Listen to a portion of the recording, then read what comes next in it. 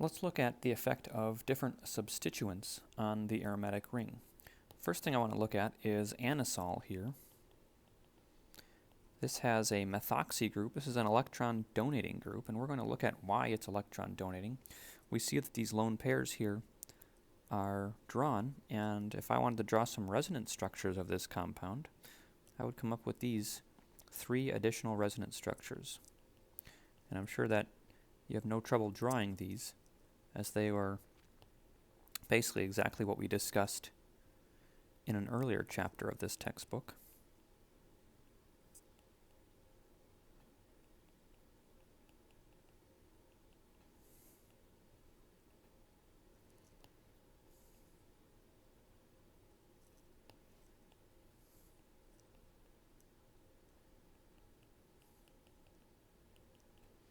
We have a lot of resonance structures to draw in this chapter.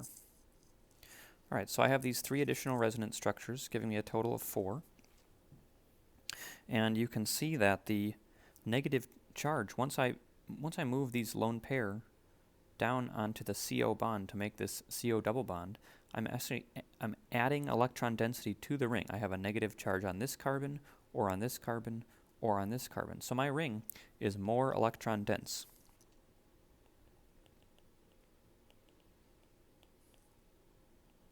It has more electron density than a standard benzene ring. And this leads to the fact that this ring is a better nucleophile than benzene.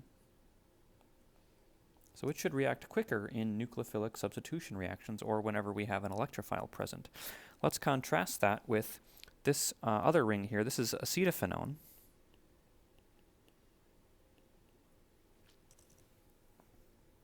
And it has an electron withdrawing group attached to it.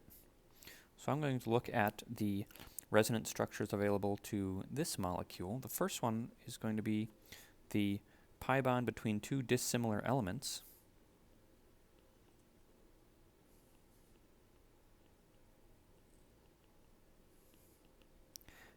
And now I have a cation next to the ring. I can draw some allylic cation resonance patterns. And you'll see now that the arrows are leading out of the ring. So they're pulling electrons away from the ring.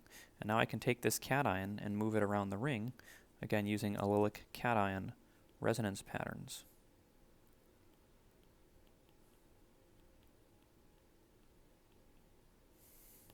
And one more.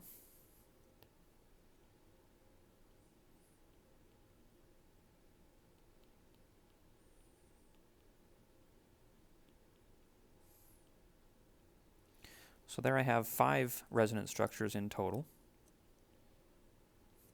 And what we've seen is that this electron withdrawing group connected to the ring has withdrawn electron density from my ring. You can see that there are 3 resonance patterns that have a cation in the ring now. Contrast that with these 3 resonance patterns that have an anion up on the top example.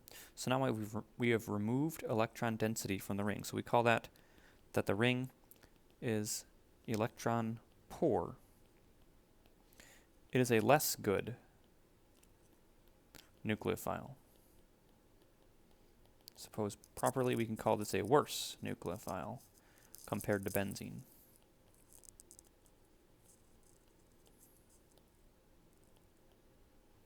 So what we say with the electron donating groups that have the ability to add electrons to the ring, we call these activating groups. They make for a quicker reaction than when we don't have them present. And an electron withdrawing group, we call them a deactivating group, because they make for a slower reaction than if we didn't have them present. Okay, so we saw that OR is a good activating group.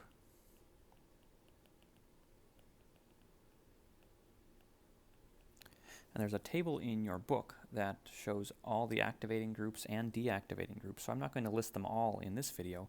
I just want to briefly go through the differences in them. So other good activating groups, and I'm not going to draw the benzene rings here, but there are, of course, these are all attached to benzene rings. But OH and even negative alkoxide are great activating groups. So anything that has a lone pair that can be donated quite easily are great activating groups. So these are actually better, strong activating groups. And actually the OR is classified as a moderate activating group. So let me put this down here in the moderate activating group category. Other moderate activating groups are groups that have a lone pair that might have some resonance possibilities, not in the ring, but to the other side of the ring. So if we have this amide group attached to the ring, there is some resonance like this that's pulling that lone pair away from the ring, and thus it's slightly less activating than if that nitrogen were all by itself. Same thing with an ester functional group. So our ring is attached to the left side of this ester. I have two lone pairs on the O, and of course one of them can be engaged in resonance with that carbonyl, so it's a less strong activating group. So these are called moderate.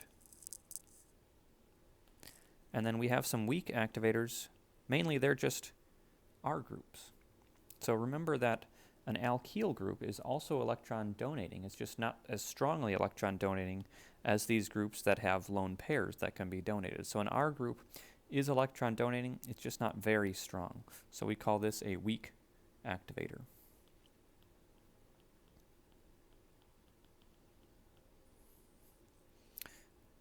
And then we get onto the side of the table that are the deactivators. So halogens, we know have a strong dipole moment. They're pulling electrons by induction out of the ring. They are weak deactivators.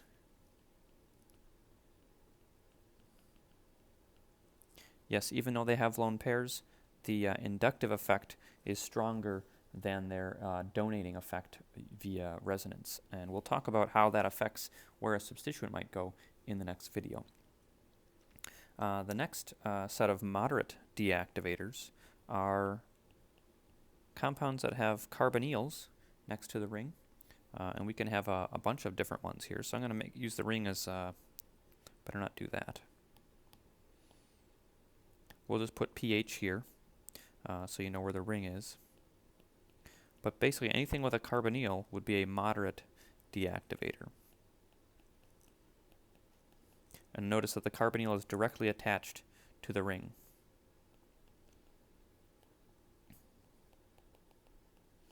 And again, this is because that carbonyl is removing electron density from the benzene ring. So a nitro group is a much stronger deactivator. And that's because it basically has two oxygens as opposed to, say, the one in this ketone. We have two oxygens now that can pull electron density from the ring. Plus we have this nitrogen that is always positively charged. And that's not going to help any positive charges that happen to be formed in the ring next to that nitrogen. Also, if we have a quaternary nitrogen, which has four groups on it, and a permanent positive charge, that is a strong deactivator.